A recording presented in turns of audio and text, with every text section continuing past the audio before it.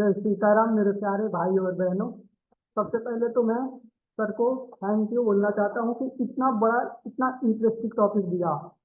इस टॉपिक को हम पढ़ते हैं और इतना मजा आएगा कि मतलब बात ही मत करो। अब चलो स्टार्ट करते हैं। जैसे कि आप टॉपिक भी देख चुके हो और मेरा नाम है इंदल कुमार कहार और मैं नेपाल के रहने वाला हूँ, जहाँ से श्री राम ने सीता को लेके आया था। सब लोग बोलते हैं जय जय श्री राम, पर सीता को ही बोलता ही नहीं है। अब देखो, आज का हमारा टॉपिक है technique to discover red flag. Picture से ही आप लोगों को पता चल गया होगा कि रेड फ्लैग्स होता क्या है।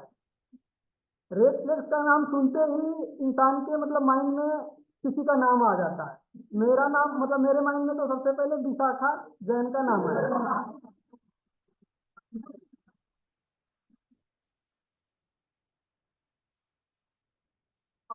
अब चलो देखते हैं। पहले तो हम देखते हैं कि पहले तो हम देखते हैं कि रेड फ्लैग है क्या। और खुशी की बात यह है कि रेड फ्लेक्स का डिफिनेशन रेड फ्लेक्स ने ही बनाया। मतलब विशाखा को ही एक टॉपिक मिला था रेड फ्लेक्स का। रेड फ्लेक्स मतलब एक रेड सिंबल है जो इंडिकेट करता है डेंजरस सिचुएशन का। वो वार्न करता है कि भाई समझ जा कुछ तो गड़बड़ है। इसको हम कैसे कैसे रिप्रेजेंट कर सकते हैं, जैसे कि यहाँ आप देख सकते हो। यहाँ आप देख सकते हो आदमी का। चलो आगे देखो।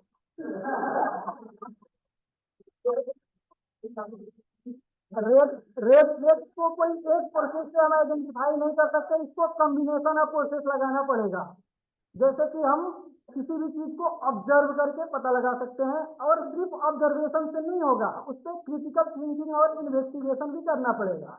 जैसे हम एग्जाम्पल के लिए ले सकते हैं, जैसे मान लो एग्जाम्पल के लिए विशाखा को ही ले। उसके पापा ने बोला कि अरे सुनो, उसके पापा ने उसके पापा ने बोला बेटी, मतलब मतलब ऑरेंज की ट्री है। उन्होंने बोला बेटी, ऑरेंज ऑरेंज को ट्री को ऑब्जर्व करते रहना ताकि चोर आके चोरी ना कर जाए। तो उसने सोचा पापा बोले हैं ऑब्जर्व करने के लिए। उसने एकदम 100% ऑब्जर्व किया। तो पापा आए, देखे संतरा तो है ही नहीं, सब चोर मतलब तोड़ के लेके चले गए हैं। तो बोले बेटी क्या हुआ।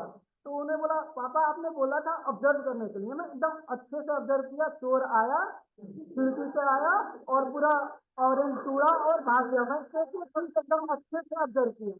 तो सिर्फ ऑब्जर्व नहीं होता है, क्रिटिकल थिंकिंग अपना माइंड भी लगाना पड़ता है। अब देखो कुछ टेक्निक्स हैं, जैसे जैसे research and background check, interview की stakeholder, looking for inconsistency, watch for unusual behaviour, check financial statement, consult expert. अब इसका एक्सप्लेनेशन देखते हैं हम। तो देखो, पहला है रिसर्च एंड बैकग्राउंड। तो रिसर्च एंड बैकग्राउंड में किसी भी पर्सन व इंटिटी व ऑर्गेनाइजेशन व सिचुएशन को अच्छे से ऑब्जर्व करो और चेक आउट करो कि पास्ट में कोई कंट्रोवर्सी तो नहीं है ना, कोई लीगल इश्यू तो नहीं है ना, कोई निगेटिव रिव्यू तो नहीं है ना। जैसे पास्ट कंट्रोवर्सी के एग्जांपल हम ले सकते हैं सत्यम को। सत्यम नाम आते ही हमारे माइंड में क्या होता है कि पास्ट में भाई कंट्रोवर्सी हुआ है, वो गड़बड़ है, कुछ तो गड़बड़ है। दूसरा हमारा आस्क क्वेश्चन। आस्क क्वेश्चन, अगर आपको कोई थोड़ा सा भी डाउट हो रहा है तो भर भरे के क्वेश्चन पूछो और अनसर्टेनिटी को क्लेरिफाई करो। अगर क्लेरिफाई नहीं हो रहा है तो इंक्वायर करो, डीपर जाके पूछो। इसका एग्जांपल हम क्लास में ले सकते हैं। जैसे दो चार लोग ने मतलब सर ने बोला था एमएस पावर पॉइंट से पीपीटी बना के लाने के लिए, पर वो पीडीएफ फॉर्म में डाल दिए थे। तो सर को डाउट हुआ, सर को डाउट हुआ है तो ठीक है ना। तो थोड़ा सा भी डाउट हो तो क्या करो, इंक्वायरी करो। अगर डाउट सॉल्व नहीं हुआ तो डीपर में जाओ, भाई ये कैसे आया, ये फोटो डाला है तू एमएस पावर पॉइंट से तो कैसे डाला। मतलब डीपर में जाके फिर पता चल जाएगा कि क्या किया है। अब आगे आते हैं लुकिंग फॉर इनकंसिस्टेंसी।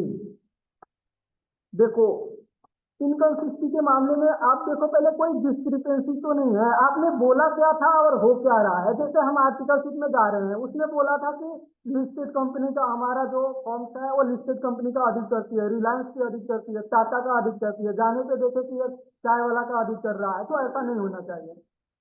और अगर कोई डिस्क्रिपेंसी है तो उसे पूछो, भाई ऐसा क्यों है, तुमने बोला था ऐसा हो रहा है, ऐसा क्यों हो रहा है। और नेक्स्ट है हमारा वॉच फॉर अनयूजुअल बिहेवियर। इसमें अगर कोई आपको अनयूजुअल बिहेवियर नजर आ रहा है तो उस पर अटेंशन क्रिएट करो।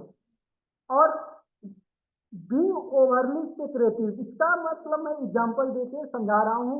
जैसे मैं इसका एग्जांपल हर्षित को देना चाहता हूँ।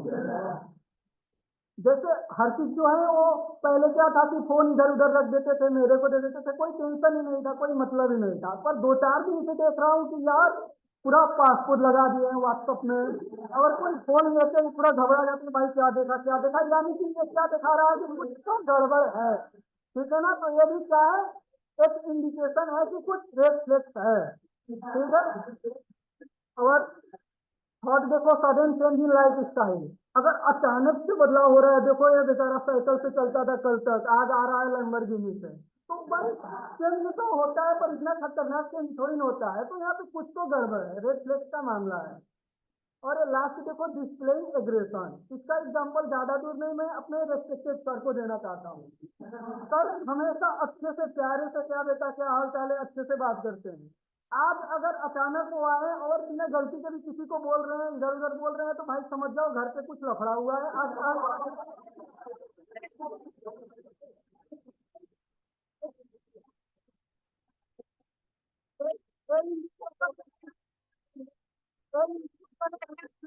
भाई कुछ तो है, आज चुप कर जाना है, थोड़ा सा इधर उधर नहीं करना है, एकदम बॉय बन के रहना है।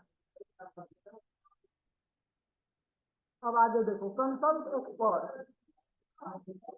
अगर कोई कोई टॉपिक आपको लग रहा है कि मेरे, अरे सुनो यार, अगर कोई टॉपिक लग रहा है कि मेरे मानता नहीं है, मेरे पल्ले नहीं पड़ता है, तो एक्सपर्ट का सलाह लो। जैसे कि मतलब मैं जब तक टेली सिखाते था तो मेरे को उतना आता नहीं था, तो मैं जो छोटा मोटा चीजें होता था वो आजू बाजू से पूछ लेता था। तो कभी कभी इतना गड़बड़ कर देता था तो आजू बाजू समझ ही नहीं पाते थे, तो फिर मैं सर को बुलाता था। सर आते थे, बोलते थे यार क्या कर दिया है तूने। तो ये हो गया एक्सपर्ट कंसल्टेंट। एक्सपर्ट कंसल्टेंट में हम क्या देखेंगे, अगर कॉम्प्लेक्स है तो किसका सलाह लेंगे, एक्सपर्ट का। अब आ गया एनालाइजिंग फाइनेंशियल स्टेटमेंट। अगर जो हम फाइनेंशियल स्टेटमेंट बनाए हैं वो हमें चेक करें कि जो कंप्लेंट्स को फ्लो करना था, जो रूल्स रेगुलेशन को फ्लो करना था, वो बना है कि नहीं, तो हम चेक करेंगे अपनी फाइनेंशियल स्टेटमेंट को। अब आगे आगे आते हैं, red flag discover technique help in flowing way. इसमें मतलब किस किस तरीके से हेल्प कर सकता है। तो पहला तो रिस्क को प्रिवेंट कर सकता है। जैसे कि अगर उन लोगों को पहले से पता होता है कि मैं पीडीएफ फॉर्म में बनाऊंगा तो सर उठा के पूरा बेइज्जती करेंगे, तो वो लोग शायद नहीं करते। तो अगर हमको इंडिकेशन मिल गया है रेड फ्लैग को, तो हम क्या कर सकते हैं, रिस्क को प्रिवेंट कर सकते हैं। दूसरा मतलब प्रोटेक्टिंग रिपुटेशन, रिपुटेशन को प्रोटेक्ट करता है। जितने भी बड़े बड़े मतलब इंडस्ट्री है, ऑर्गेनाइजेशन है, उनको रिपुटेशन कमाने में बहुत टाइम लगा है, पर जीरो मतलब हीरो से जीरो बनने में टाइम नहीं लगता। तो हम रेड फ्लैग्स को आइडेंटिफाई करके क्या कर सकते हैं, गलती करने से बच सकते हैं, जिससे हमारा रिपुटेशन कायम रहेगा और हम मस्त रहेंगे। थैंक यू एवरीवन, धन्यवाद।